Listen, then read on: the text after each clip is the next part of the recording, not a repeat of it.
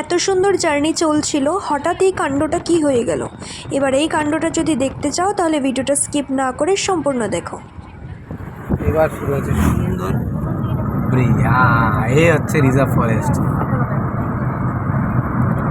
আমাদের গাড়ি ফেসে গেছিল কাদার মধ্যে। এই দেখো,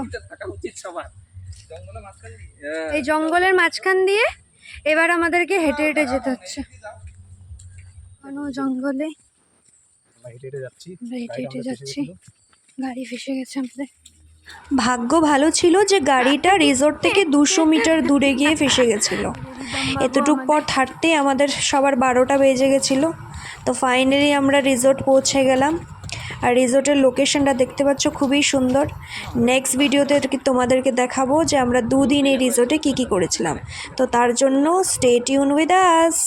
বাই বাই।